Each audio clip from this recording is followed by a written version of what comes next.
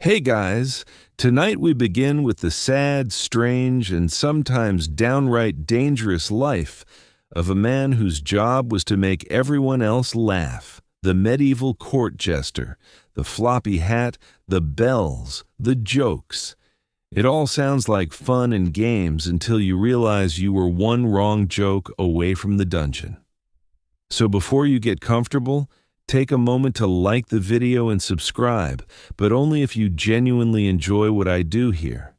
And let me know in the comments where you're tuning in from and what time it is for you. It's always fascinating to see who's joining us from around the world. Now, dim the lights, maybe turn on a fan for that soft background hum, and let's ease into tonight's journey together. So, you want to be a court jester? Too bad. No one wants to be a jester. It's not something you train for. It's something that happens to you, like the plague or being born left-handed in a world of swords. Most jesters didn't start out dreaming of juggling turnips in front of moody aristocrats. They were often chosen not for their ambition or resume, but because of something unique about them. You might have had a limp, a hunchback, a high-pitched voice. Maybe you were unusually clever, unusually weird, or unusually short. Either way, someone important pointed and said, "That one, he's funny, let's keep him." Congratulations, your personality has been conscripted. Sometimes it started with a single joke. You made a noble laugh once at a feast, probably by accident. You slipped in the mud or mocked a rival baron just loud enough to be heard. The next morning, you're not back in your peasant hut. You're in the castle being handed a hat with bells and a new job description. Be entertaining forever. Other times you were purchased. Yes, bought. Lords sometimes collected jesters like they collected exotic animals or oversized goblets. If you were especially witty or weird-looking, you might get gifted from one court to another like a party favor wrapped in sarcasm. You didn't apply to be a jester. You got chosen the way a chicken gets chosen for the stew pot, suddenly and without consultation. And from that moment on, your life was no longer your own. You were the designated laugh dispenser, dragged out during feasts, summoned during tense political meetings, and paraded like a mascot when foreign diplomats came calling. You couldn't say no. You couldn't walk away, not unless you wanted to return to the farm or worse, get mistaken for a vagrant and end up in the stocks. Because in the medieval world, a man without a job, land, or purpose was just asking to be arrested for existing. So, yes, in theory you're an entertainer, but in reality you're a high-pressure, low-pay, full-time joke machine kept on retainer by people who can have you whipped for bad timing. And that's just how the audition worked. You may not be on stage with a spotlight, but make no mistake, in the medieval court, you're always performing. Being a jester isn't a job you clock into, it's your existence. You eat, sleep, and breathe among nobles, but you're never really one of them. You're their entertainment, their curiosity, their living what-if scenario. The court's emotional support oddity. You're not allowed to be invisible. Everyone sees you, and they expect something the moment they do. A joke, a twirl, a clever insult at someone else's expense. You are, in essence, the world's most exhausted novelty act. Forever one smirk away from being called boring. Even when you're not officially summoned to perform, you're still being watched. Walking through the great hall, better strut, passing the queen's table at supper, better wink or curtsy, ironically, sitting alone in the corner for 5 seconds. Someone will say, "Why isn't the fool being foolish?" And heaven forbid you show a real human emotion, sadness that makes people uncomfortable, anger, dangerous, quiet reflection, suspicious. If you're not grinning like an idiot while half dancing on one foot, they assume you're planning treason. Worse still, you live in the palace, but not like a prince. You sleep somewhere near the kitchens or tucked into a spare closet that used to house brooms. Your quarters are just close enough to hear all the laughter, but never be included in it. You eat what's left over. You wear what's given. You exist as a fixture of fun, not a person. And if someone important is bored or irritable, guess who gets summoned to fix it? You.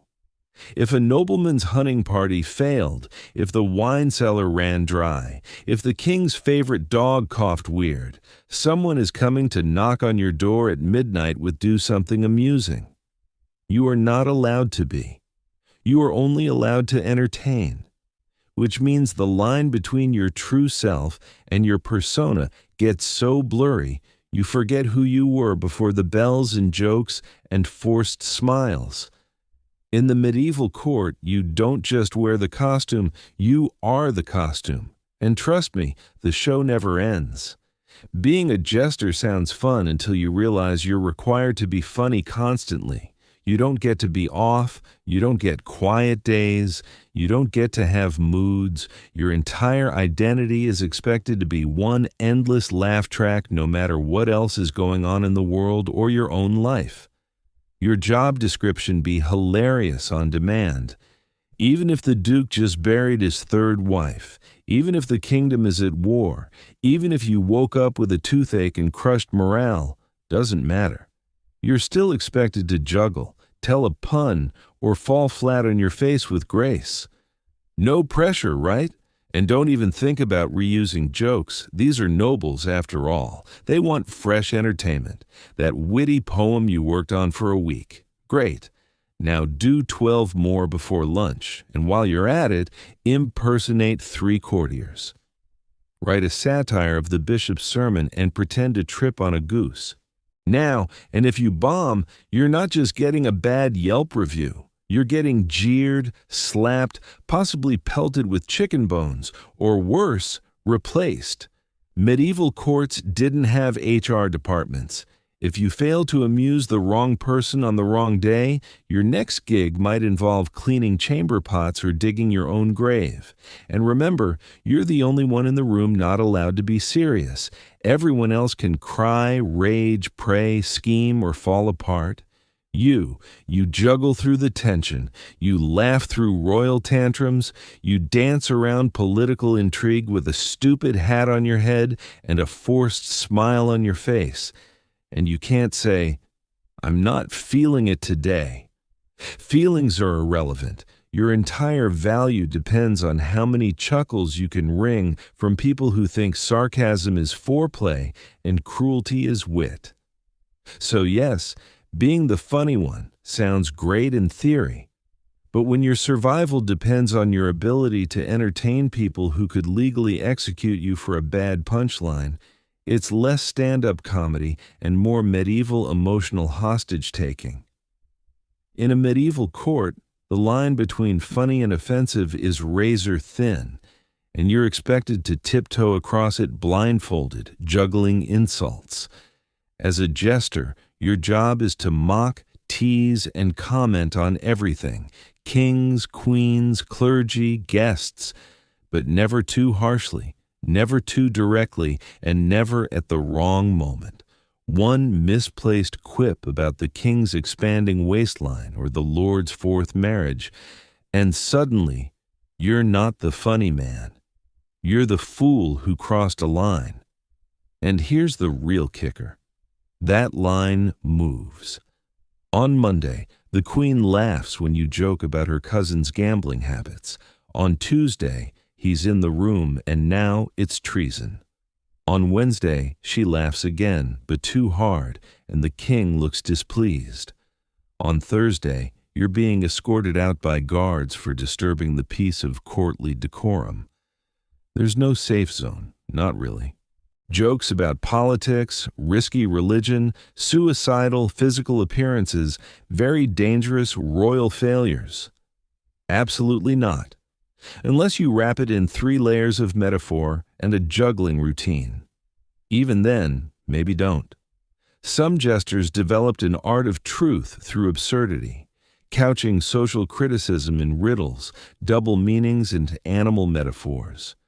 The rooster with the sharp tongue and no eggs might want to crow less in the morning, you say, hoping the king laughs instead of orders your execution. But it's a gamble always. If the noble you mock is in a bad mood, that's your neck. If the bishop thinks your joke implies he's greedy, that's blasphemy. If the court turns against you, the same people who once roared with laughter will suddenly clutch their pearls and pretend they never found you amusing, and don't expect anyone to defend you. The jester isn't protected. You're not clergy. You're not nobility. You're a fool with a license to speak, a license that can be revoked with a single glare. Some jesters were whipped, some were banished, some were hanged, others were retired, which in medieval terms often meant buried without a funeral. So yes, humor was your weapon, but it was also your noose. And in court, timing was everything. Miss the beat, lose your head. Before you even speak, the room is already laughing at what you're wearing. As a medieval jester, your wardrobe isn't made for dignity. It's made to humiliate. The moment you step into court, your entire outfit screams one thing: I'm not a person, I'm a punchline. Let's start with the hat, the famous coxcomb. A multicolored flopping horned monstrosity with bells attached to the tips. Bells, not because it helps with your performance, but because people want to hear you coming like a walking wind chime of low self-worth. Your tunic, a checkerboard of clashing colors, no sane tailor would combine on purpose. Yellow and blue, red and green, bright garish patches sewn together like a tapestry made by someone who hates your dignity. Your shoes, curled toe slippers, also with bells, perfect for slipping on spilled mead or tripping over your own relevance. They make you look like a court-approved goblin, which frankly is the point. Even your belt is a joke, often oversized or knotted in ways that prevent practicality. Need to carry a knife or pouch? Forget it. That's not what you're here for. You're here to jiggle, dance, and fall on your face in a glorified mascot uniform. And while nobles wear velvet, silk, fur, and gold thread embroidery, your clothes are made from the cheapest scraps of wool and linen. If it's itchy, heavy, or stained, perfect. The worse it feels, the better it looks. The audience must always remember you're beneath them. Now, imagine wearing this to every feast, every wedding, every royal negotiation. There's no variation, no wardrobe change, no formal jester wear. You are visually ridiculous 24/7. Even when you're dead serious, you look like a coloring book exploded on your body. And don't expect compliments. People don't say, "Nice hat." They say, "Try not to trip over your bells today, fool." Or worse, they tug your sleeve just to hear you jingle like a holiday decoration with abandonment issues. So yes, your clothes might be iconic, but they're also a uniform of humiliation, a reminder that even when your words are sharp, your outfit must be dull-witted enough to reassure the powerful that you're never truly a threat, just an echo in a funny hat. You sleep under the same roof as dukes, barons, and kings, but make no mistake, you're not one of them. You're part of the furniture, like a tapestry that makes noise.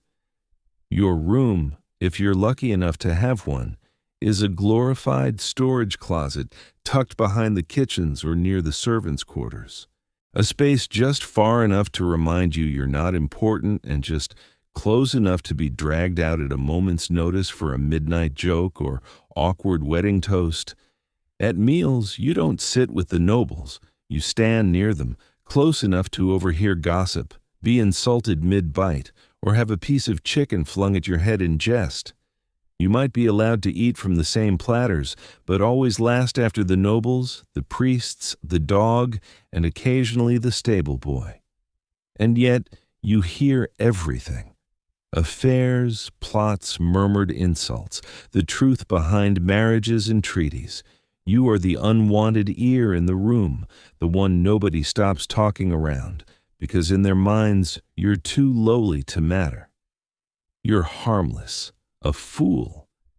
But that doesn't stop you from knowing everything, and sometimes that knowledge keeps you alive or gets you killed. The irony is cruel. You live among nobility. You know their secrets. You share their meals, but socially you're stranded. The nobles won't befriend you. The servants won't trust you. You're too high for one world, too low for the other. Your presence is tolerated, but not respected.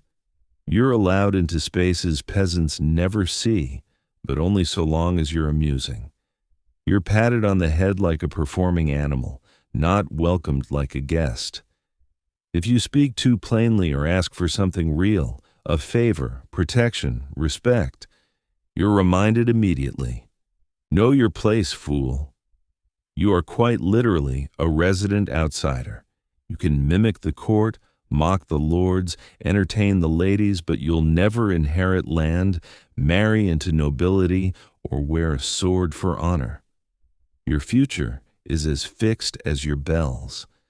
So yes, you live with the nobles, but you live among them the way a shadow lives among light, always present, never truly visible. You've spent years honing your skills, juggling knives, reciting witty verse, playing instruments, mimicking voices, composing satire that could rival Cicero. And yet, no one thinks of you as talented. They think of you as amusing. That's the curse of being a jester. No matter how much skill, creativity, or performance mastery you have, your genius is constantly treated like a party trick. You compose clever rhymes in multiple languages. They'll chuckle and say, "Do the funny face again." You craft a biting piece of political satire disguised as a joke about sheep. Someone throws a grape at your head and tells you not to get too clever. You're expected to be brilliant, but never acknowledged as such. If a noble sings a song, everyone applauds. If you sing better, the room goes silent. If a baron tells a joke, it's praised for its boldness. If you tell the same joke better, it's called sassy or inappropriate. And woe unto you if you actually outshine someone important. Nobles don't like being upstaged, especially by someone dressed like a Christmas ornament. You're supposed to sparkle, not eclipse. So, you play a strange game. Perform just well enough to keep your job, but not so well that you make anyone feel inferior. Be witty, but not wise. Be sharp, but not threatening. Be brilliant. And then immediately juggle something to remind everyone you're not that clever. It's a balancing act on the edge of a sword. And here's the real tragedy. Many jesters were incredibly skilled. Musicians, acrobats, poets, political thinkers, all hiding behind a mask of idiocy because brilliance in a fool's mouth is only tolerated if it comes with a pratfall and a jingle. You know what's worse? They laugh hardest when you mess up. Miss a joke, trip mid-dance, drop a lute, that's when they roar. Not because you meant to, but because failure reinforces what they want to believe. That you're just an idiot in a loud outfit, not someone clever enough to mock them in their own tongue. So yes, your talent may be the most refined in the room, but your applause, it only ever comes wrapped in condescension. Feasts in a medieval court are grand. Glistening roasts, overflowing wine goblets, minstrels plucking away in the background. It's a festival of excess, and you're the main course of humiliation. From the moment guests arrive, nobles are eyeing you like a toy they can poke for laughs. Do a trick, fool. Tell a joke. Imitate Lord Wensley and his lazy eye. You perform, not because you want to, but because the mood of 100 powerful drunken nobles depends on your ability to not take offense while being publicly mocked, grabbed, teased, and possibly slapped. You don't sit at the table. You orbit it like a bright, jingly satellite of shame. You move from group to group like a courtly Roomba, cleaning up awkward silences with a clever line or a badly timed handstand. You are always available, but never invited. And when the wine starts flowing heavily, that's when things turn. Suddenly, your performance becomes a game for everyone else. Someone pulls your hat down over your eyes. Another demands a pig impression. Someone else throws a leg bone at you and laughs when you flinch. Because here's the thing, you're not just entertainment. You're a social punching bag, a safety valve for the elite. Nobles can't insult each other, but they can insult you. And they do constantly. They mock your clothes, your voice, your background, your worth, not because they hate you, but because you're convenient. Because laughing at the jester makes everyone feel smarter, richer, and safer. You're the joke that keeps the system in balance. You smile, you take it, you keep the laughter going because the alternative is silence. And in the medieval court, silence is dangerous. Silence means tension. Silence means attention shifts. And you do not want the spotlight to land on someone more important than you and find you unfunny in the process. So yes, you're at every feast, but you're not celebrated. You're consumed like the bread and wine, swallowed and forgotten by the time the goblets are cleared.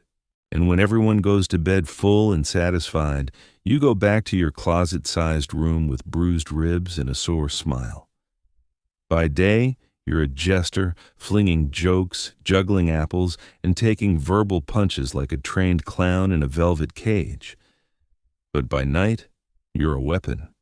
The crown might laugh at your tumbling act, but they know your real value isn't in your slapstick. It's in your ears. You see, being a fool comes with a strange perk. You're invisible in plain sight. Nobles speak freely around you. Servants forget you're there. Guests vent their frustrations while you pour their wine. You drift from corner to corner like furniture with feet catching everything. You hear confessions that weren't meant to be heard. Treason whispered between cousins. Affairs confessed over goblets, bribes, threats, alliances forming in the shade of the feast. And you remember it all, not because you're nosy, but because it keeps you alive. Because sometimes the king calls you aside. He says, "Fool, tell me what the bishop said to the French envoy last night, and you'd better have the answer. If you don't, he might think you're loyal to someone else. If you do, he might ask for more." This is the terrible dance. The king wants truth from your lips, but no truth that implicates him. You serve a monarch who praises your honesty until your honesty offends. You're expected to report quietly, cleverly, maybe even in riddle form, who's sleeping with whose wife or who's plotting a little light rebellion over stew. You're the court's most dangerous informant, disguised as the least dangerous person in the room. But there's a catch. Everyone else knows it. The lords and ladies smile at you, but they don't trust you. Servants stop talking when you walk by. The guards eye you like you're holding a dagger behind your back. And in a way, you are. Your weapon is information. And information in a medieval court is just a sharp joke away from being deadly. So you're always listening, always choosing which truth to tell and which one to bury under a harmless punchline. Because in a world full of swords and secrets, the most dangerous blade isn't forged from steel. It's tucked behind a fool's grin. In the medieval court, your job is to keep everyone else laughing, even when you're falling apart inside. Your dog died, doesn't matter. The queen still expects you to make a joke about her cousin's wig. You've got a fever. Too bad. The duke had a bad hunting day, and he needs a laugh before he throws his plate. Your heart's broken. Keep dancing, fool. This is a wedding. You're not allowed to have feelings unless they're funny ones. Sadness, that's selfish. Anger, insubordination, fatigue, laziness. Anything short of cheerful absurdity is treated like a betrayal. If you show real emotion, people get uncomfortable, not because they care, but because you're failing your function. They don't see you as a person with a soul and scars. They see you as court furniture with jokes. You're expected to absorb everyone else's moods and reflect none of your own. You must sit through drunken tirades, mocking laughter, passive-aggressive insults, and the occasional flying chicken leg and smile through it all. Sometimes you perform while grieving. Sometimes you perform while ill. Sometimes you perform while quietly begging the universe to just let you disappear behind a curtain and cry for 5 blessed minutes. But there's no curtain, no privacy.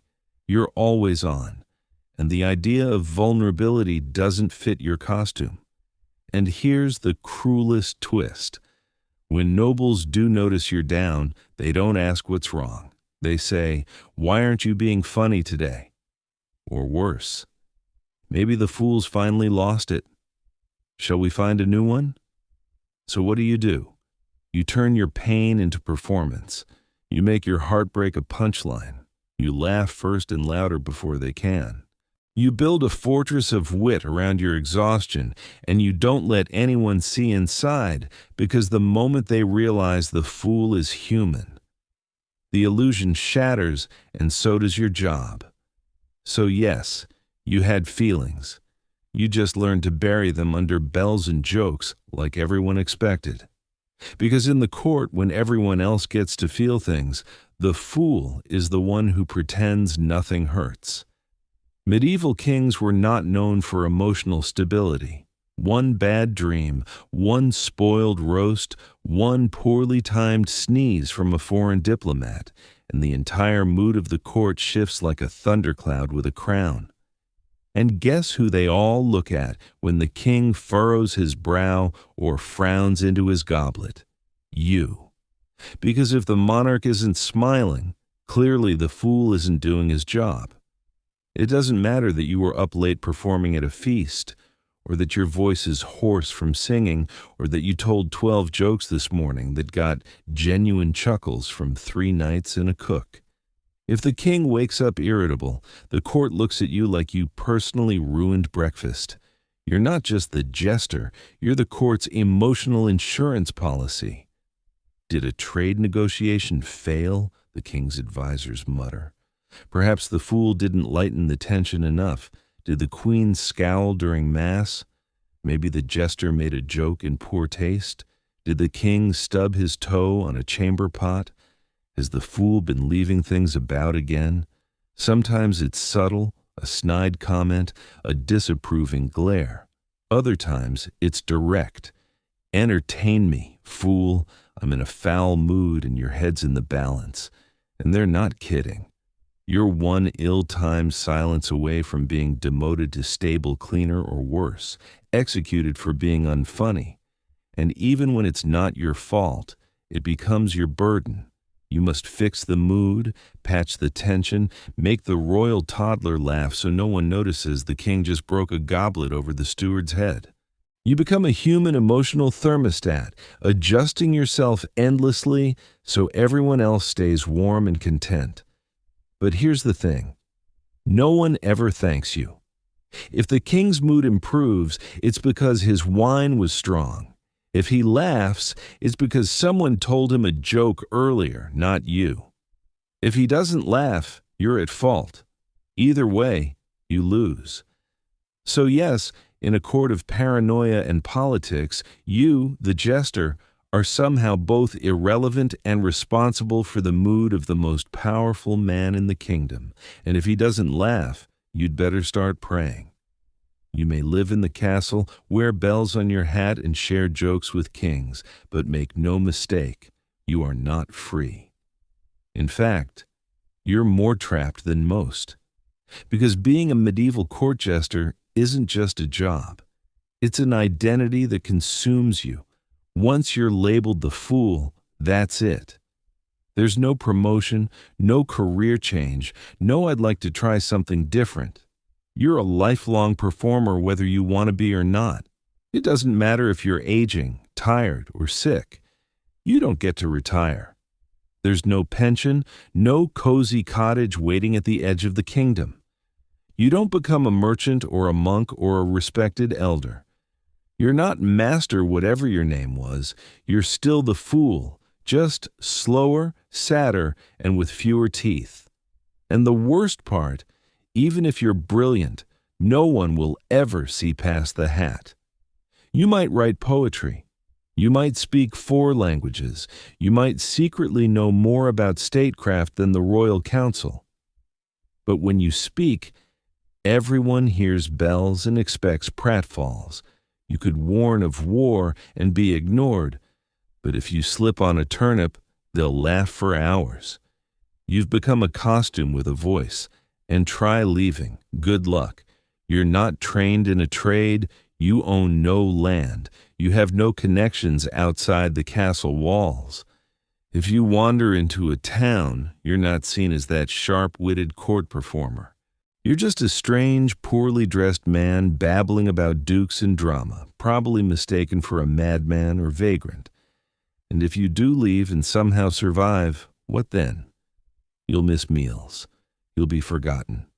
And sooner or later, some lesser noble will say, "Bring back the old fool. He made us laugh."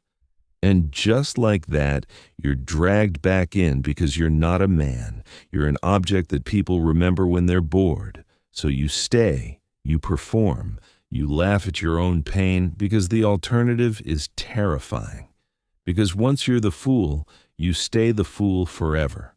Here's the strange thing about being a fool. In a room full of nobles, bishops, and knights, you might be the only one allowed to speak the truth. Everyone else in court speaks in riddles. Diplomats flatter. Courtiers scheme. Servants lie to survive. But you've got one strange, dangerous privilege. You can say what others can't. You can mock a policy the king refuses to reconsider. You can whisper jokes that call out corruption. You can impersonate the baron who's clearly embezzling grain, or the duchess with a suspiciously close friendship to the bishop's nephew, and somehow get away with it. But let's be clear. Getting away with it doesn't mean you're safe. It means you're walking a high wire strung between comedy and execution. The court laughs because they're pretending it's just a joke. But you know the truth. It's never just a joke. That jest about the war, that's a political opinion in disguise. That pun about the taxes, that's public dissent, delicately wrapped in wordplay. You are the only honest voice in the room, and everyone knows it. And that scares them. Some will admire you quietly, others will hate you openly, but all will watch your every word because one misstep, one joke too sharp, one truth too close, and the same crown that once chuckled at your cleverness may have your head rolling across the tiles by morning. In a world where saying the wrong thing could get anyone imprisoned, the jester was the court's built-in truth serum, but with no protection. You are the moral mirror, the court's conscience in bells. You're allowed to point at the naked emperor so long as you do it with a backflip and a silly voice. But if your truth cuts too deep, or if the king is in a particularly fragile mood, well, jesters have been silenced before. So yes, in a court built on secrets, your job is to shine a flickering lantern into the shadows and pretend it's a spotlight gag. Because sometimes the only one brave enough to speak the truth is the man everyone refuses to take seriously. You spend your life surrounded by people, nobles, knights, ladies, guests. You entertain at feasts, weddings, coronations, and even funerals. Your voice echoes in great halls. Your jokes fill chambers with laughter. And yet, when your time comes, no one is there. The jester's life is filled with noise, but his death is usually silent. You die in a corner room unnoticed, unmourned. No parade, no eulogy, no marble slab etched with your cleverest line. You don't get remembered like a knight or a bard. You're not written into songs or family histories. You're just gone. Maybe the cook mentions you once years later. Remember that fool who used to dance like a goat? Maybe a new jester finds your old bells in a drawer and doesn't ask whose they were. Or maybe no one remembers you at all because someone else took your place before your bed even went cold because you weren't a person to them. Not really. You were a sound, a color, a flicker of amusement, replaceable, disposable. And the very thing that made you valuable, your ability to disappear behind a joke, is the same thing that ensures you're forgotten. You never marry, you never have heirs, you never own land or build a name, you make everyone else feel important, but you leave no legacy of your own. Even your closest friend in court, the steward who once laughed at your imitation of the bishop, won't visit your grave. You might be buried outside the churchyard because fools weren't considered holy enough for consecrated ground. Too many jokes, not enough prayers. You lived for their laughter. You measured your worth in their joy. But laughter is fleeting. It echoes once and fades. And when you're gone, the halls grow quiet until the next fool arrives, juggling for applause. So yes, your life brought others cheer. You made kings forget their worries and lords drop their pride. But when your candle finally burns out, there's no crowd, no fanfare, just silence. And maybe, just maybe, the soft jingle of bells remembered by no one. To the lords and ladies of the medieval court, the jester was entertainment, comic relief in a tense world of politics, war, and ceremony. But look closer, and you'll see the jester wasn't just there to amuse. He was there to remind. He was a walking contradiction, low-born yet allowed to mock kings, powerless yet speaking truth to power, ridiculed yet feared. He stood at the center of the feast, jingling and spinning, not to be celebrated, but to be studied, because the jester was a mirror. His jokes revealed things no one else dared to say. His puns disguised political commentary. His mimicry revealed hypocrisy. And every time he made the room laugh, he also made it squirm. Because somewhere in the slapstick, there was always a sliver of truth. The fool was safe to laugh at, until he wasn't, until he pointed out too much, until the room realized this man in bells and rags understands us better than we'd like. And so he became more than a performer. He became a symbol, a reminder that power is fragile, that truth, even dressed in comedy, can be dangerous. That laughter is a weapon, one that can cut deeper than any sword. In a world obsessed with order and hierarchy, the jester was the exception, and that's what made him so necessary. He walked the halls of power, not because he was respected, but because he reminded the powerful of what they feared most: being ridiculous, being exposed, being human. But the joke in the end was never truly on the nobles. It was on him. He sacrificed dignity, freedom, legacy, and peace of mind for the fleeting approval of people who would never see him as an equal. His genius was hidden beneath absurdity, his wisdom wrapped in wordplay, his truth dismissed as foolishness. And yet, centuries later, we still remember him, not as a clown, but as something more complex, more haunting, more real. The medieval jester was not a joke. He was a warning that sometimes the only one telling the truth is the one you're busy laughing at. Long before curtains rose and actors bowed, ancient theater was born in a swirl of wine, masks, and divine chaos. It didn't start with playwrights or applause. It began with Dionysus, the Greek god of wine, fertility, ritual madness, and performance. In 6th century BCE Athens, theater wasn't just culture, it was cult. The earliest dramas emerged during the city Dionysia, a spring festival honoring the god himself. Citizens flooded the city in celebration, livestock was sacrificed, wine flowed like rivers. And in the midst of this revelry, Something miraculous happened. People started acting, not pretending, but becoming, taking on voices not their own, dancing in frenzied circles, chanting choruses that blurred the line between prayer and performance. The centerpiece, a dithyramb, a wild hymn-like chant, performed by a chorus of up to 50 men, moving in rhythm, faces masked, eyes aflame with ecstasy. These weren't actors as we know them. They were vessels, mediums, each voice a drop in the divine pool of Dionysian energy. Then came a man named Thespis. Legend says Thespis stepped out from the chorus around 534 BCE and spoke as a character rather than as part of a group. Just like that, the concept of an actor was born. That's why we still call performers thespians today. Imagine it, one man alone on stage claiming to be someone else. It must have felt like blasphemy or magic. The Greeks were hooked. What began as sacred ritual started evolving into structured performance.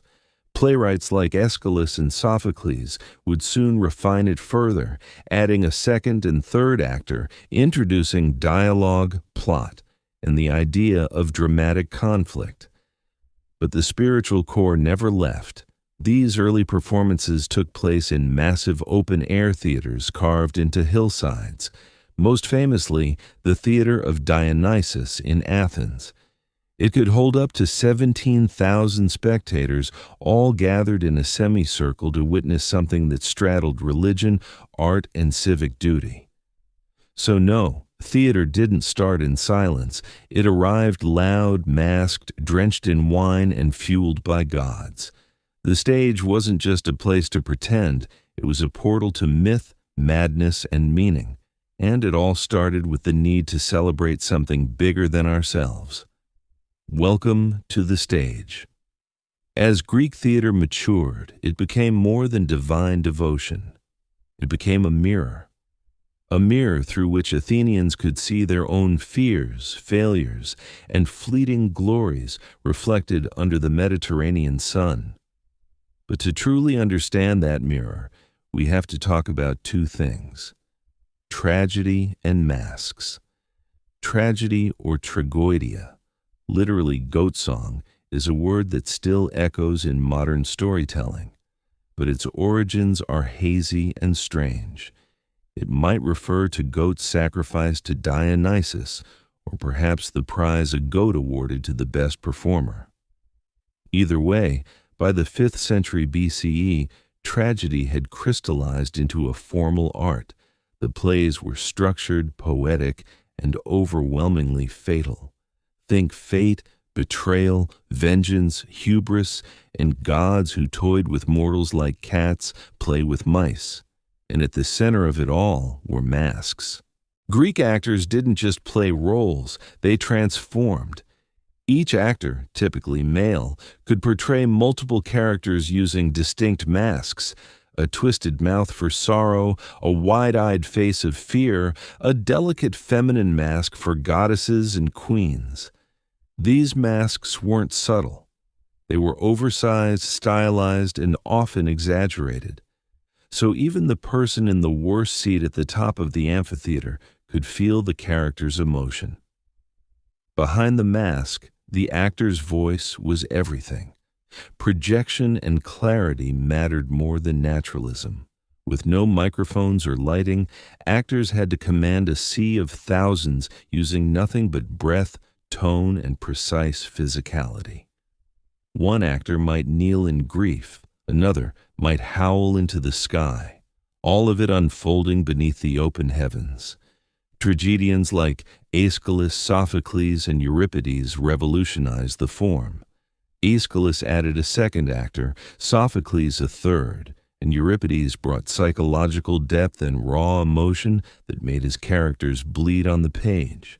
They tackled themes of divine injustice, war trauma, and the limits of human reason: Oedipus, Antigone, Medea. These weren't just plays, they were philosophical battlegrounds. And yet, despite all this darkness, Greek theater wasn't a funeral. It was a civic celebration. Tragedies were performed competitively, like Olympic Games for the soul. The entire city would attend, including the poor. Wealthy citizens even paid for the production as a form of public service.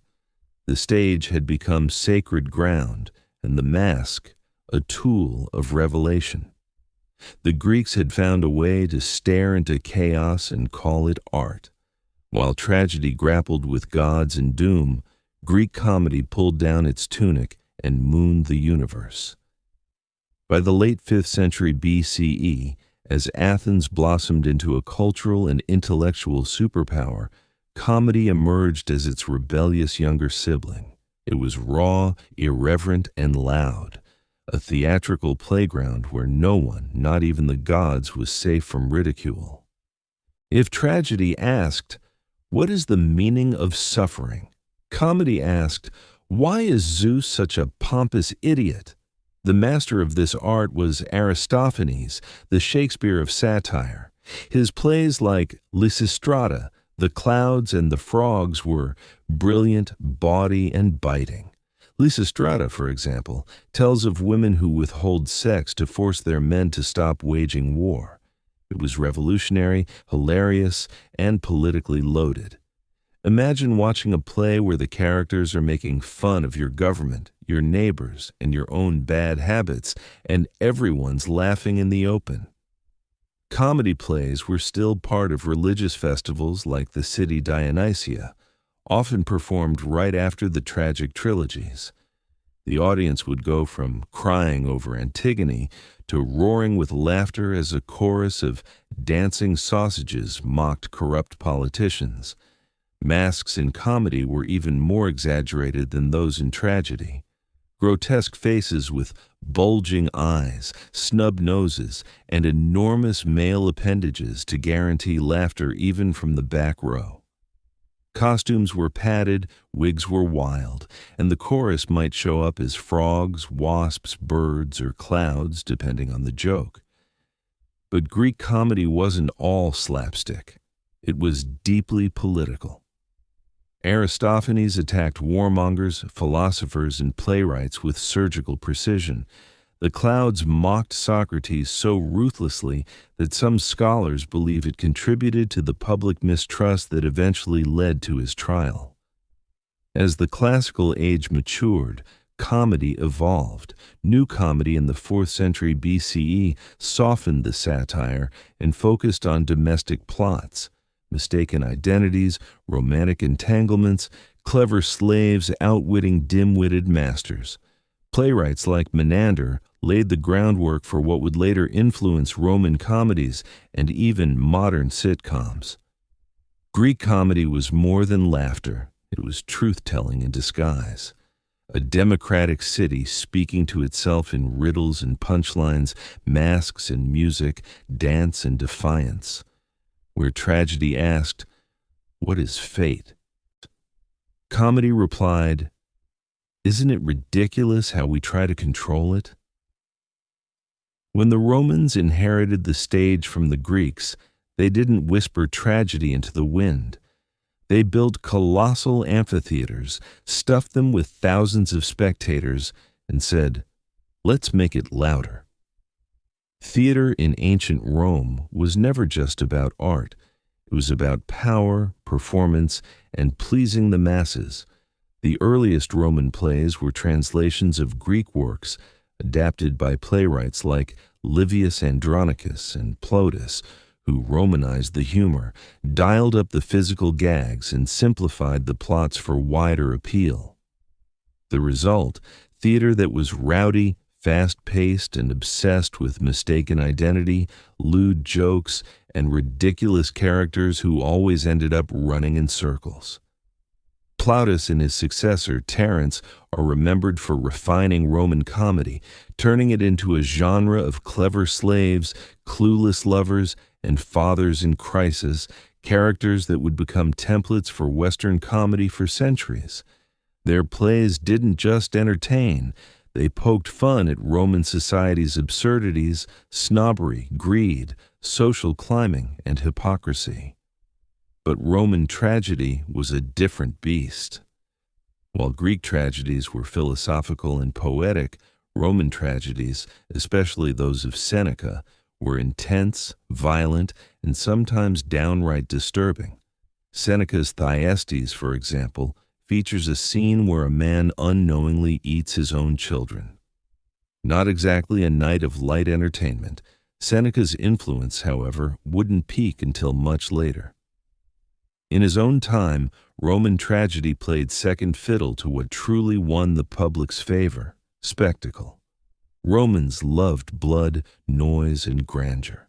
Theater often competed with chariot races and gladiator fights, so playwrights and producers upped the drama, literally. Staging was lavish. Some productions featured trapdoors, cranes, and even water effects. Music was everywhere, often drowning out the dialogue.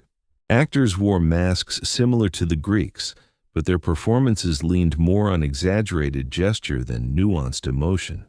And in some extreme cases, deaths on stage were enacted. They were real executions woven into the story. That's Rome for you. For emperors, the theater also became a tool of propaganda. Augustus and Nero used it to promote imperial ideology. Nero, in fact, fancied himself an actor and forced audiences to sit through his endless performances or risk execution for walking out. In Rome, the stage was a battleground for attention, glory, and influence. Less sacred than Greek theater, but far more sensational. It was no longer about catharsis, it was about control. Far from the marble stages of Greece and the booming arenas of Rome, a different form of theater blossomed in ancient India, one that was rich in spirituality, philosophy, and refined aesthetics. Indian theater wasn't born in festivals of wine, but in the quiet depths of sacred texts and oral tradition.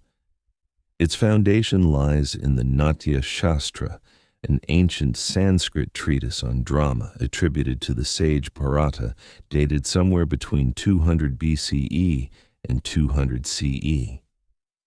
This wasn't just a manual on performance, it was a cosmic blueprint. According to the text, theater was created by the gods as a divine offering to humanity, a way to educate, entertain, and uplift the soul. The Natya Shastra outlines everything: stage construction, character types, gestures, facial expressions, music, and even the psychological effects of drama. It emphasizes rasa, the emotional essence evoked in the audience, whether it's Shringara, romantic love, karuna, compassion, or rudra, fury. Each play aimed to stir the soul and guide it toward enlightenment. Performances were elaborate yet disciplined.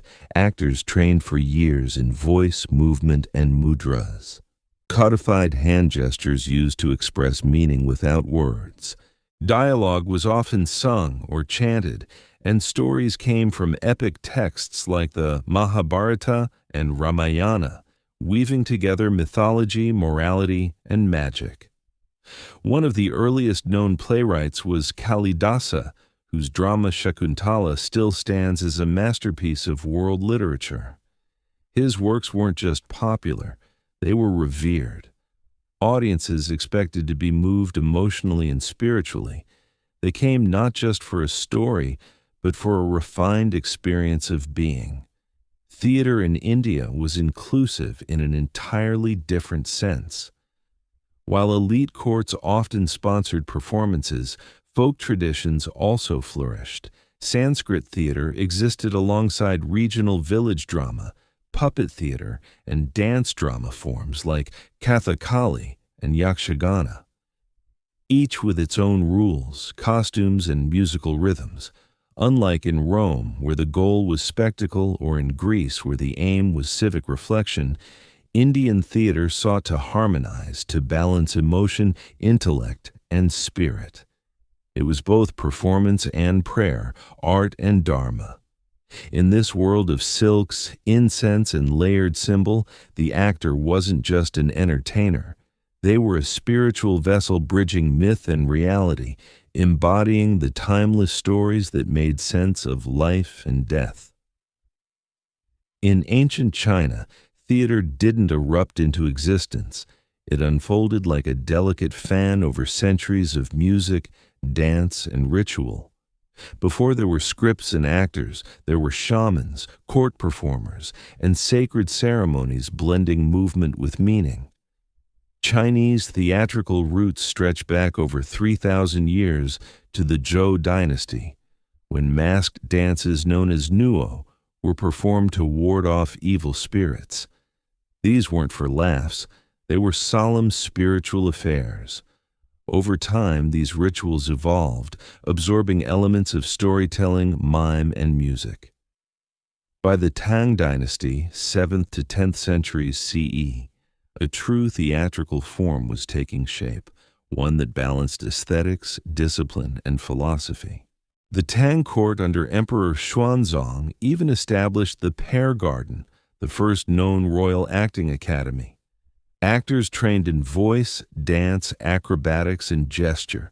It's no wonder that performers in traditional Chinese theater are still called children of the Pear Garden today.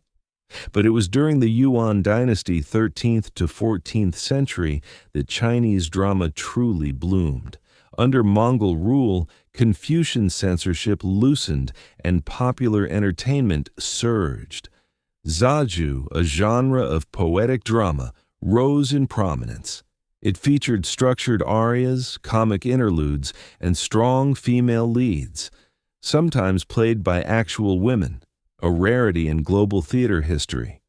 Enter Guan Hanqing, a Yuan playwright often compared to Shakespeare. His works like The Injustice to Do Yi were packed with emotional depth, social critique, and lyrical beauty. They told stories of unjust rulers, moral dilemmas, and tragic heroines.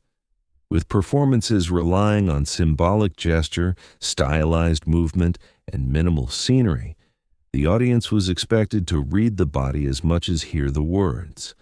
From these roots came Chinese opera, a rich and dazzling tradition that fully emerged by the Ming and Qing dynasties. The most famous form, Peking opera, or Jingju, crystallized in the 18th century with ornate costumes, color-coded makeup, martial arts, and piercing falsetto voices. It turned performance into a ritualized visual language. Each movement, raising a sleeve, tilting the head, was loaded with meaning. The stage was almost bare. Yet your imagination filled it with mountains, palaces, and battlefields. And, unlike Western theater, Chinese opera didn't aim for realism, it aimed for essence. Chinese theater didn't just tell stories, it transmitted values, preserved history, and expressed a worldview where heaven, earth, and humanity danced in quiet harmony. In Japan, theater emerged not with clamor or excess, but with stillness, subtlety, and sacred restraint. Among the world's oldest surviving theatrical forms, Noh is unlike anything that came before or after. Born in the 14th century, Noh was less a performance for the masses and more a ritual for the refined soul, a whisper of drama in a world obsessed with noise. Noh traces its lineage to Dengaku and Sarugaku, folk dances, Buddhist chants, and comic sketches that entertained both commoners and monks. But in the 1300s, a father-son duo changed everything. Kanami and his son Zimi elevated Noh into a structured, poetic, and deeply symbolic art form. Zimi, a performer, writer, and theorist, gave Noh its heart. His treatises laid down a philosophy of beauty rooted in Yugen, a kind of mysterious grace or profound subtlety. In Noh, less wasn't just more, it was everything. Each performance blends music, dance, poetry, and drama into a single fluid expression. Actors move slowly, deliberately, often appearing more like statues than performers. Dialogue is sung or chanted, accompanied by a small ensemble of flute and drums. There is no illusion of realism.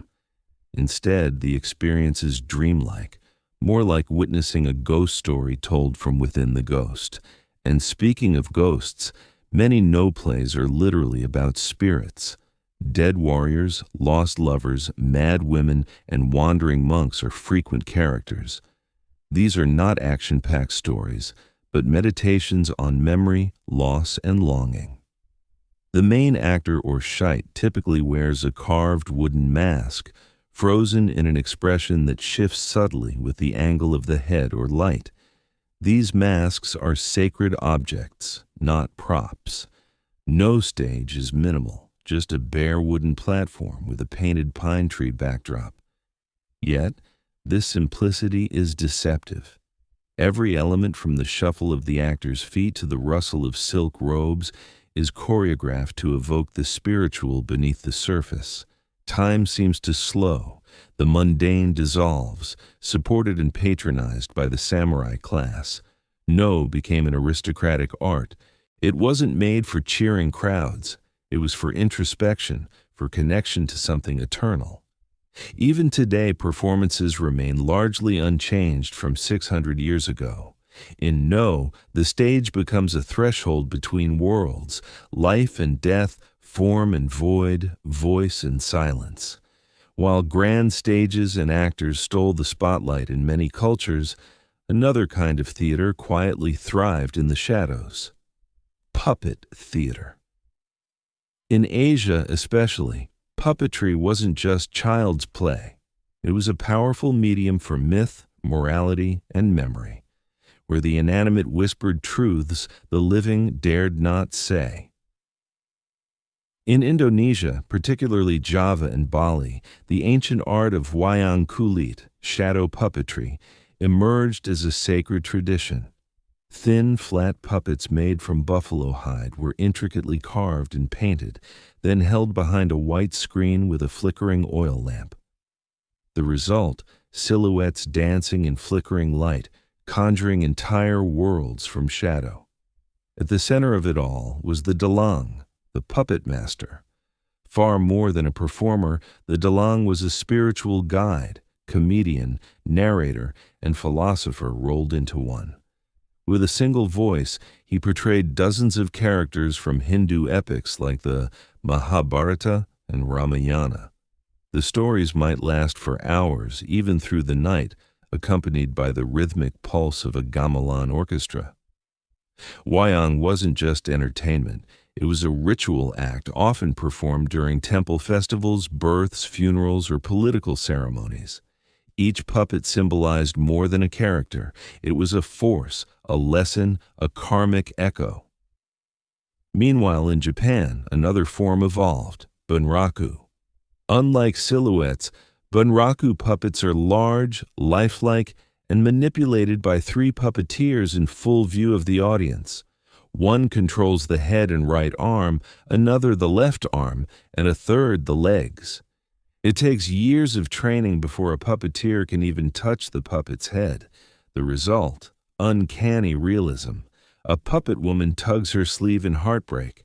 A warrior trembles before death. It's mesmerizing.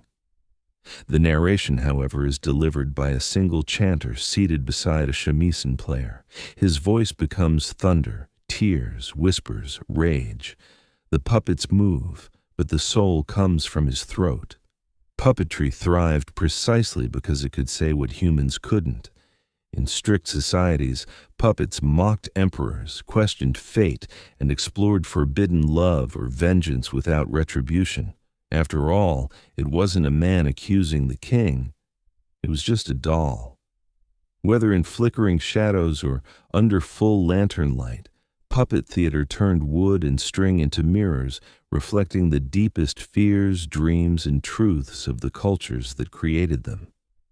From the drunken chants of Dionysus to the silent grace of no masks, ancient theater didn't simply vanish. It echoed forward, reshaping how we tell stories even today. Its legacy isn't just etched in stone ruins or dusty scrolls. It's alive in every stage, screen, and script. The Greeks gave us structure. Their innovations, dialogue, dramatic conflict, character arcs are the very bones of modern storytelling. The three-act play. That's Aeschylus whispering through time, the tragic hero undone by hubris straight from Sophocles. Even the concept of a fourth wall, that invisible boundary between actor and audience, was something the Greeks played with centuries ago. The Romans, for all their love of spectacle, passed down a different inheritance, theater as mass entertainment. Their open-air amphitheaters became the architectural model for everything from Shakespeare's Globe to modern sports arenas. And their comedies, full of farcical mistaken identities and bawdy misunderstandings, laid the groundwork for Western sitcoms and slapstick. In the East, the impact of theater is no less profound. Indian drama, with its focus on emotional resonance and the balance of aesthetic moods. Rasa influenced not just performance, but classical dance, cinema, and poetry. The philosophical weight of the Natya Shastra continues to inform Indian storytelling today. Chinese opera, with its color-coded symbolism and stylized expression, inspired centuries of visual storytelling. Even martial arts cinema owes much to the rhythmic choreographed combat of opera performers. Meanwhile, Japan's Noh and Bunraku remain living traditions, still performed, still revered, their minimalism influencing modern directors like Kurosawa and even Western experimental theater. And the puppets they've multiplied. From shadow plays in Southeast Asia to digital avatars on TikTok, the idea of animating the inanimate remains irresistible. Puppetry's ability to distill emotion into pure gesture has influenced everything from children's television to avant-garde performance art. But perhaps the most enduring legacy of ancient theater is this: the human need to perform, to watch and be watched, to slip into another's skin and return changed. Every ritual, every mime, every monologue on a dim-lit stage is part of that same lineage. A search for meaning through motion, mask, and voice. So the next time you see a play, a film, or a TikTok skit, remember you're witnessing not just entertainment, but a sacred echo. Theater may have evolved, but it has never stopped being our oldest and most honest mirror. Cynane was born into a world where bloodlines were everything, and hers was sharp as a sword. Her father was Philip II of Macedon, the man who turned a fractured kingdom into a military machine. Her mother was Audata, an Illyrian princess from a fierce warrior tribe to the west. Most Macedonian princesses were groomed for alliances and silk-draped diplomacy. But Cynane, she was raised for war. From the moment she could walk, Cynane lived under the weight of two powerful legacies: the tactical brilliance of her father and the unbreakable spirit of her Illyrian mother. While other royal girls were learning to weave, she was learning to wield a spear. Audata, unlike most Macedonian queens, didn't just tolerate this. She trained her daughter herself. In Illyrian culture, women could fight alongside men. Strength wasn't just admired, it was expected. Cynane's early life was steeped in discipline.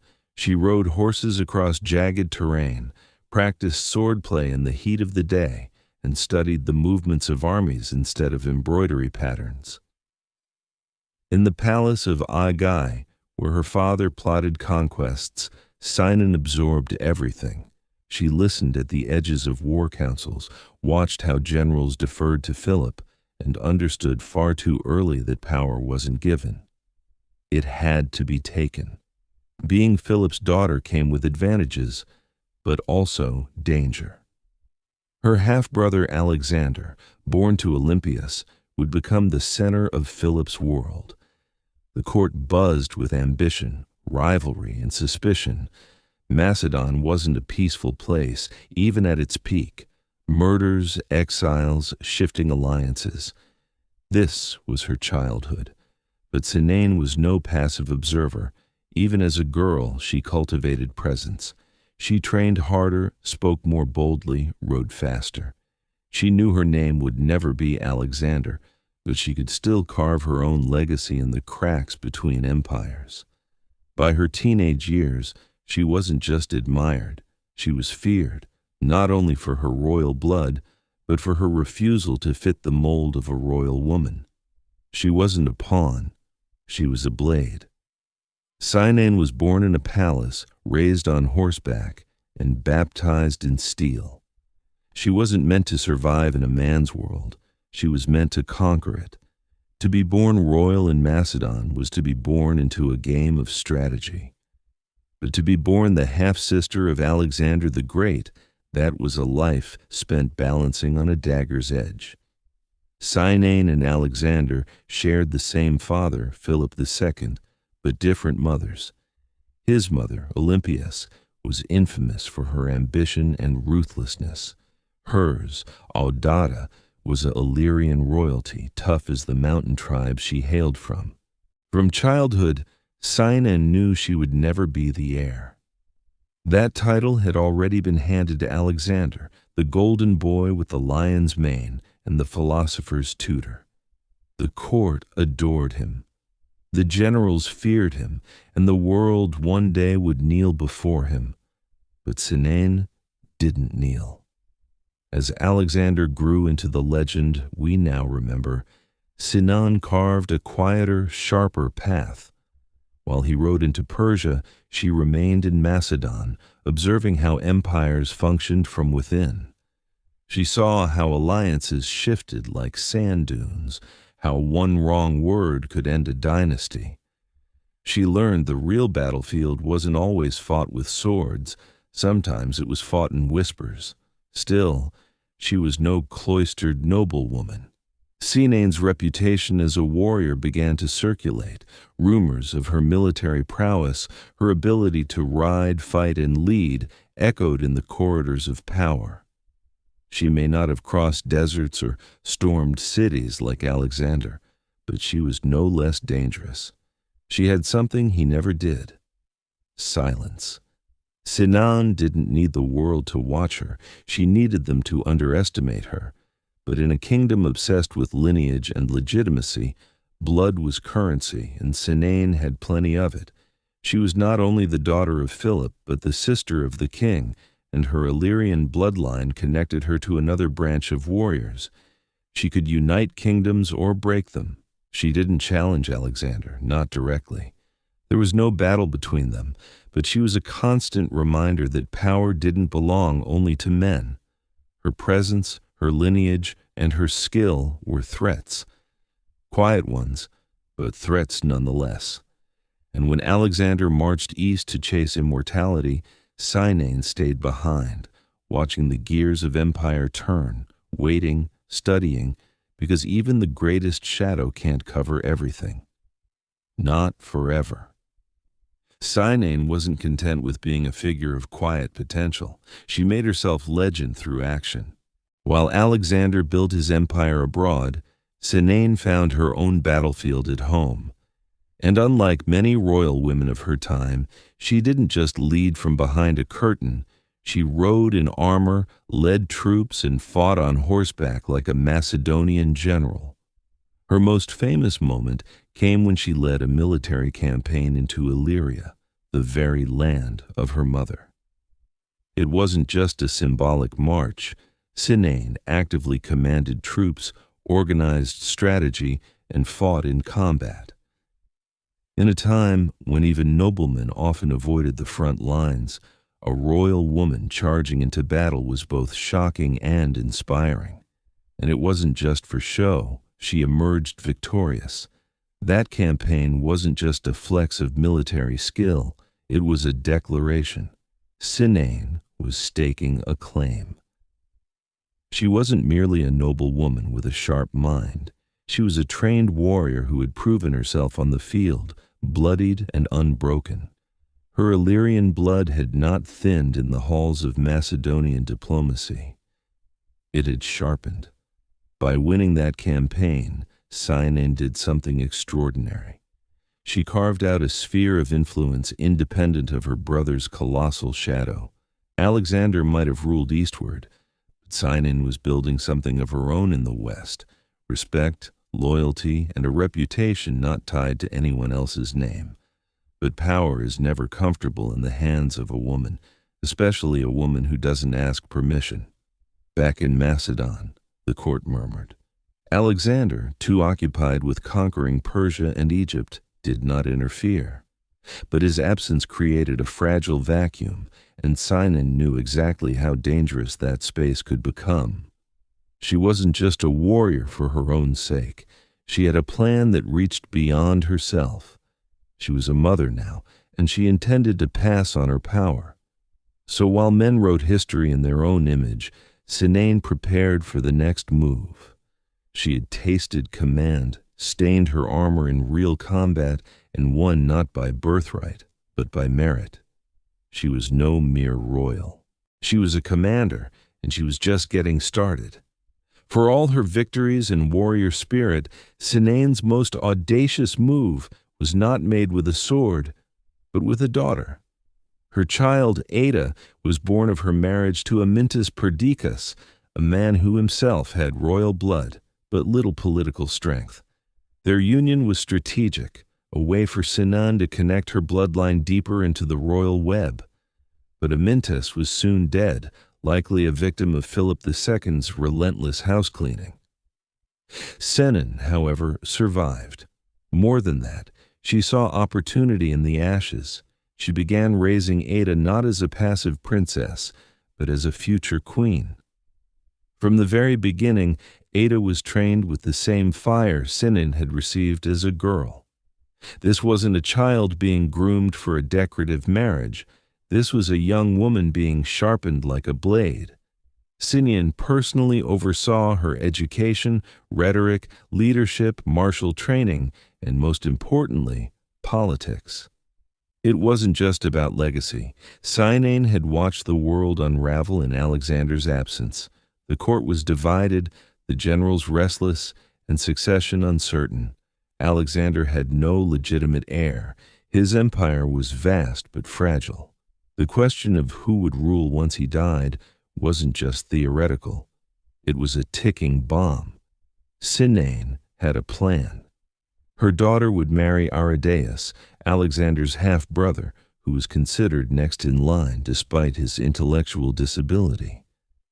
If Ada became his wife and Cynane, her advisor, they would have real influence over the Macedonian throne. This was more than ambition. It was survival. The empire was splintering. Power was being hoarded by generals and regents. Cynane saw that only through Ada could she continue to shape the future. She wasn't just trying to put her daughter on the throne. She was trying to protect Macedon from itself. But this was not a world kind to women who made moves like kings. Whispers turned to threats. The regents, particularly Perdiccas, one of Alexander's former generals, saw what was coming. A warrior mother raising a queen with a claim to the throne was too dangerous. Cynane, ever bold, prepared to travel with Ada to ensure the marriage happened. She was ready for resistance, but not the betrayal that awaited her on the road. She had trained her daughter for the throne. Now she would pay the price for it. Cynane knew exactly what she was doing when she set out for Asia with her daughter. This was not a diplomatic visit. This was a political maneuver, the kind that could change the shape of an empire. Ada, young but regal, was to be married to King Eurydice. That union would tie Cynane's bloodline directly to the throne and give her a front-row seat to the regency of Alexander's fractured empire. But the men in power saw it differently. To Perdiccas, the ambitious general serving as regent, Cynane was not a royal matron. She was a threat, a woman with her own army, her own agenda, and worse still, public support. Soldiers admired her. Macedonians respected her. Her daughter had the blood of Philip, the charisma of a queen, and the backing of one of the last true heirs. Perdiccas couldn't risk it. As Cynane and Ada crossed into Asia Minor, they were intercepted by forces under Alcetus, Perdiccas's own brother. The moment was tense, the outcome chillingly swift.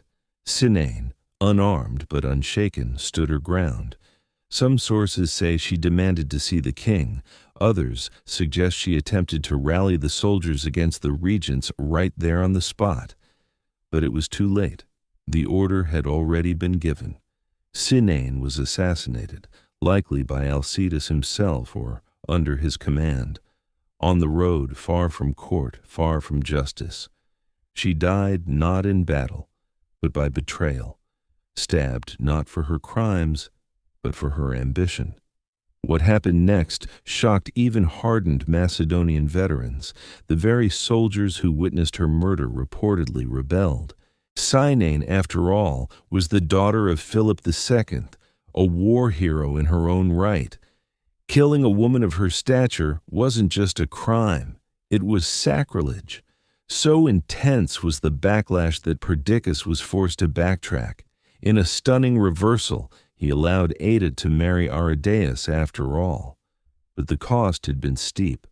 Macedon had lost one of its most capable minds and most dangerous women, not to enemies, but to its own fears. Cynane died with her armor off, but her strategy lived on. Her daughter was now queen. The next move was no longer hers, but it would still bear her name.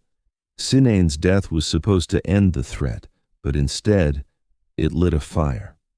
Her daughter, now married to King Eurydice, entered the political arena with the fury of a legacy interrupted, and she did not remain Ada for long. In a powerful move, she changed her name to Eurydice, a name echoing queens of the Argead dynasty.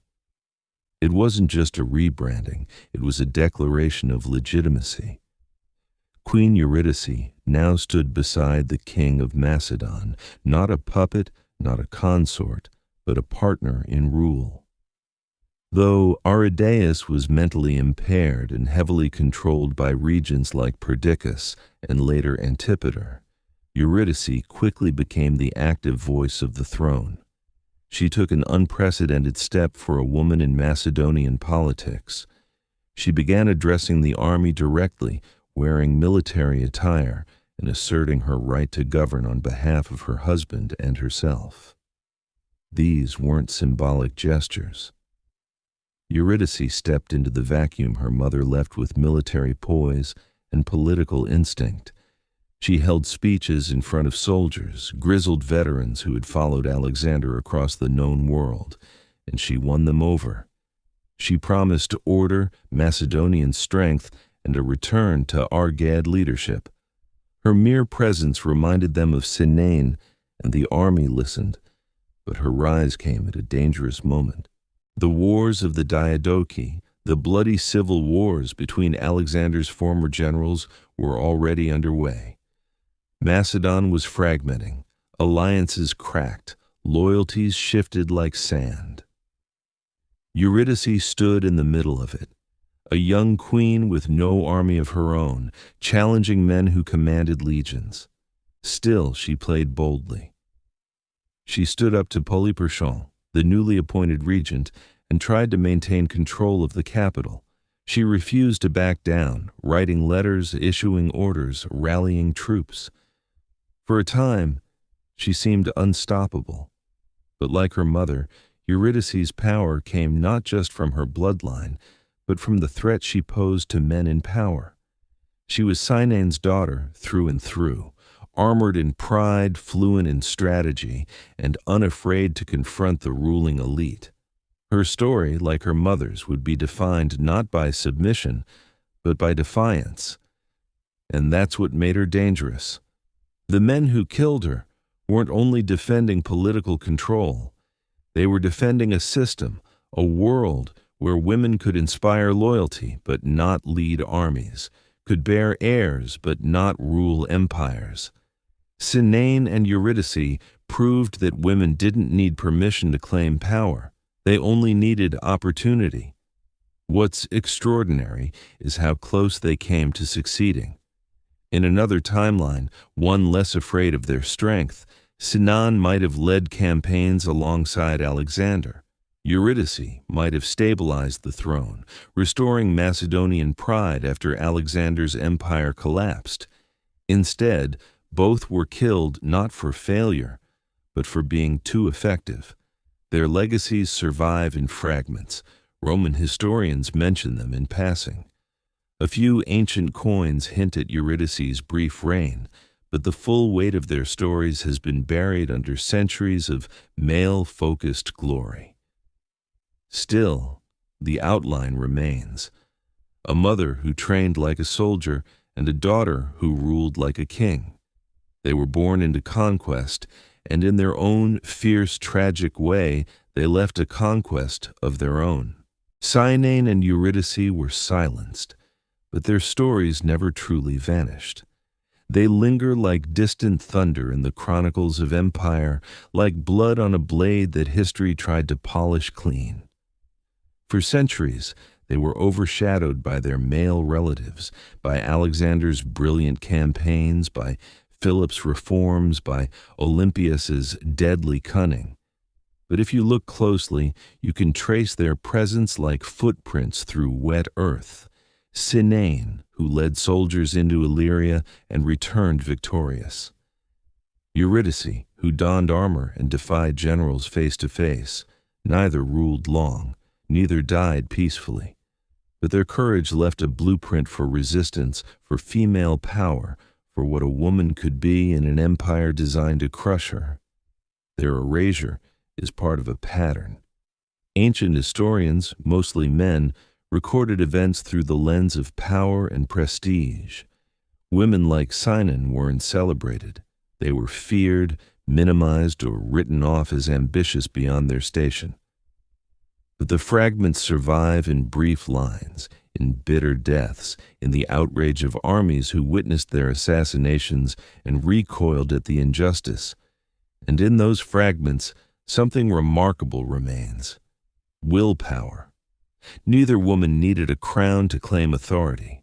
They embodied it through action, leadership, and sheer presence. Their power wasn't inherited, but forged from training fields, battle scars, and public defiance. Cynane's very existence challenged the idea that only men could shape the world. Eurydice proved a woman could wear royal regalia and speak to warriors without trembling. Even today, their names raise questions. What might have changed had they lived longer? Could Macedon have held together under Eurydice's rule? Could Cynane have been the war leader Macedon needed after Alexander's death? We'll never know, but the possibility itself is a legacy. Modern scholars are beginning to rediscover them, pulling their stories from the dust of forgotten scrolls. Not as side characters, but as protagonists of their own brutal, brilliant narratives. Cynane and Eurydice didn't survive their world, but they disrupted it. And for that, they echo not as ghosts of empire, but as reminders of what power looks like when it refuses to beg for permission. Their crowns were stolen, their stories almost erased, but their fire still burns even if history tried to bury the ashes.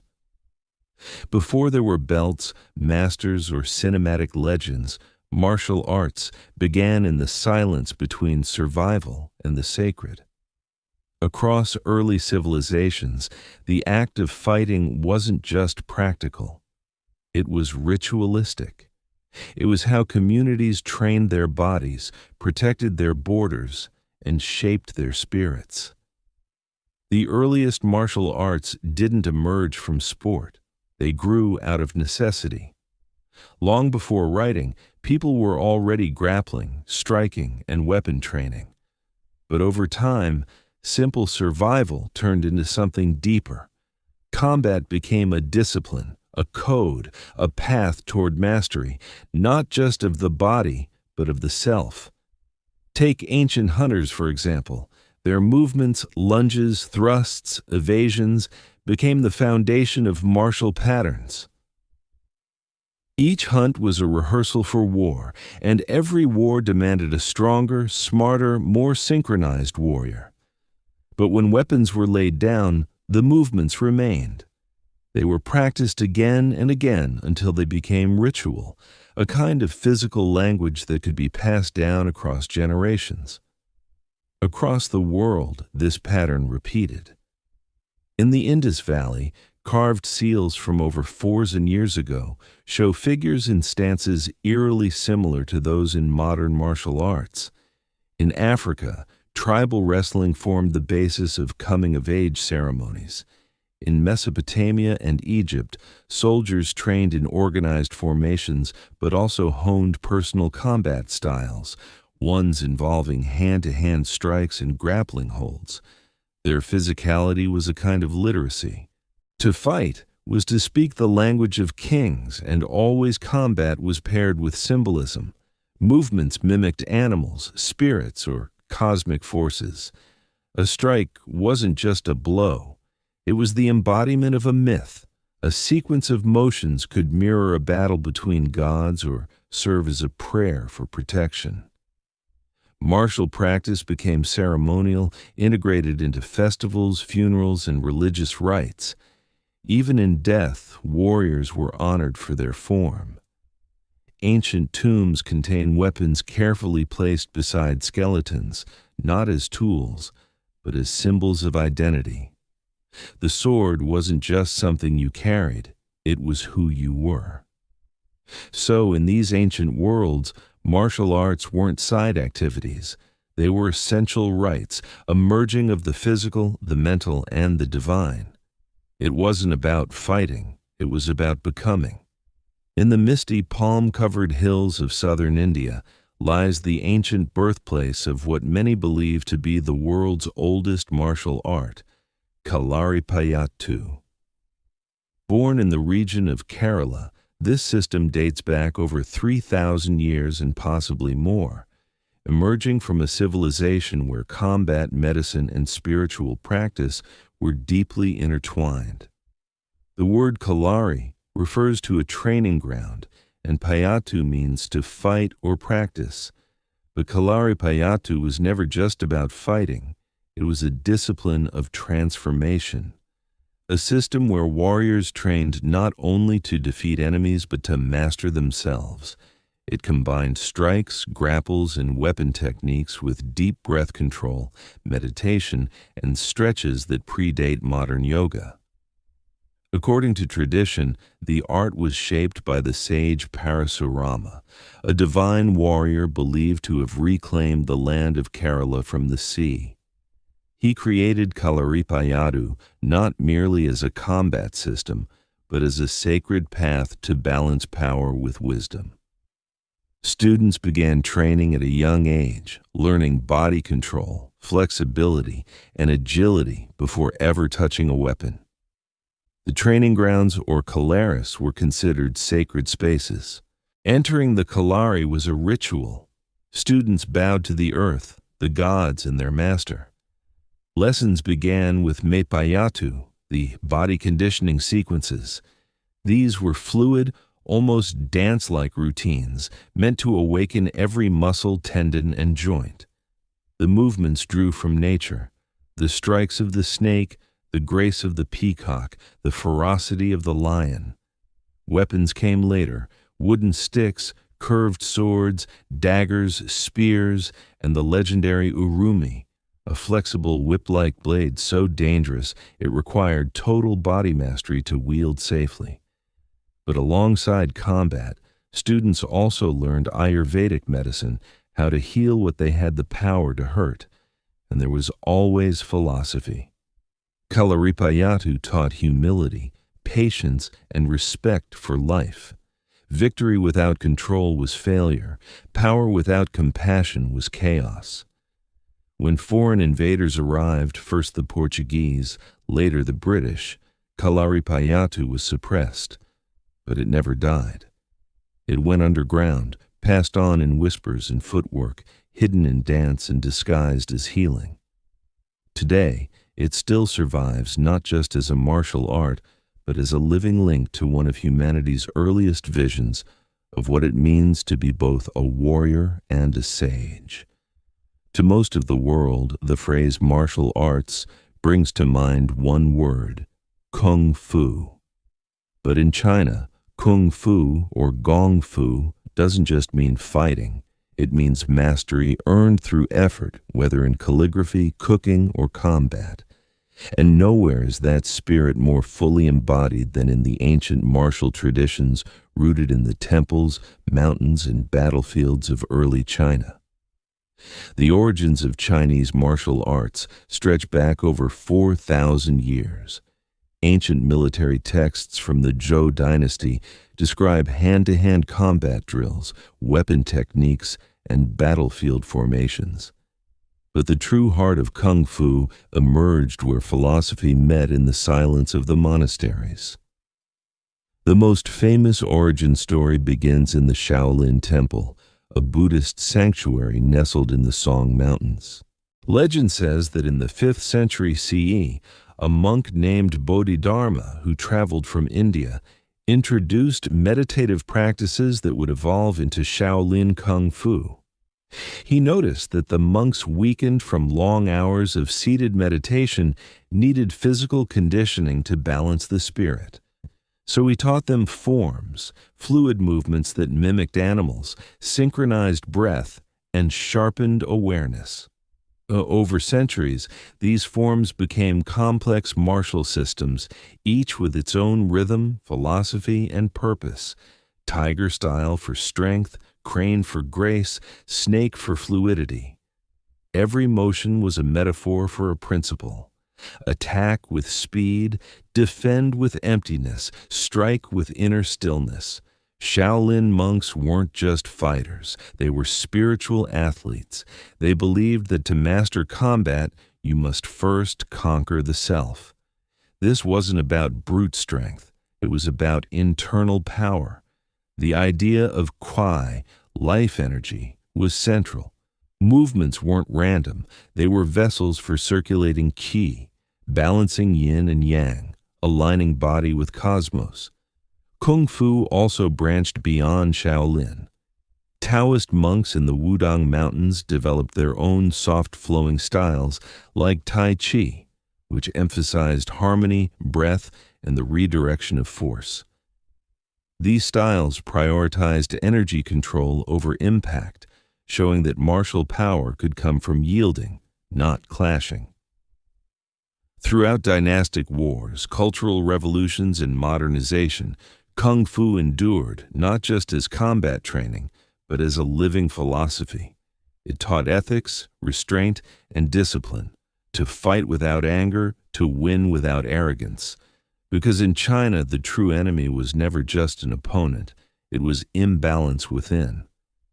In the dust of ancient Greek arenas, under the blazing sun of Olympia, there was a martial art so raw and so complete, it made even seasoned hoplites flinch. It was called Pankration, a word that means all powers or total strength, and it wasn't just a sport. It was warfare, stripped of weapons and placed at the feet of the gods. Pankration first entered the Olympic Games in 648 BCE, and almost immediately it became legendary, a blend of wrestling and striking. This was full-contact combat at its most primal. Competitors punched, kicked, grappled, choked, and broke bones. The only two rules, no biting, no eye gouging. Everything else was fair game. But Pankration wasn't chaos, it was discipline. Fighters trained in strategy and control, not wild brutality. They studied the mechanics of the human body, where to strike, how to pivot, when to lock a joint or crush the windpipe. They trained relentlessly in the palestra, where gymnastic conditioning met hand-to-hand tactics.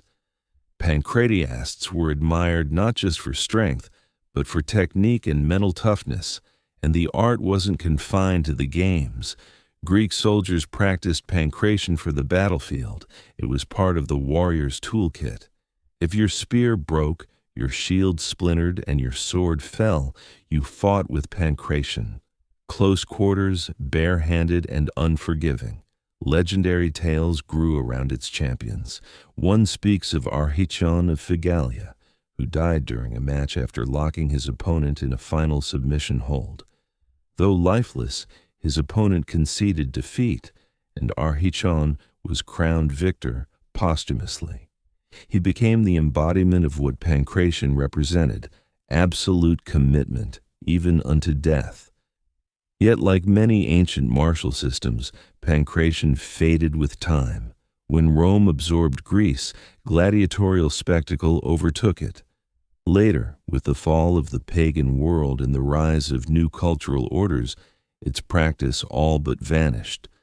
But its legacy lived on in the philosophy of using the whole body as a weapon, in the balance of aggression and control, and in the roots it planted in modern combat sports like MMA. Today, historians and martial artists alike view Pankration as one of the most complete fighting systems of the ancient world. Because to the Greeks, true strength wasn't just about violence. It was about mastering every part of yourself in the moment when everything else was lost. When we think of ancient Egypt, we think of pyramids, pharaohs, and gods with animal heads. But beneath the golden mask of Tutankhamun and the shadow of the Sphinx was a militarized civilization where martial skill wasn't just a soldier's tool. It was a path to honor and status. Egypt's earliest records of martial arts appear not in text, but in art.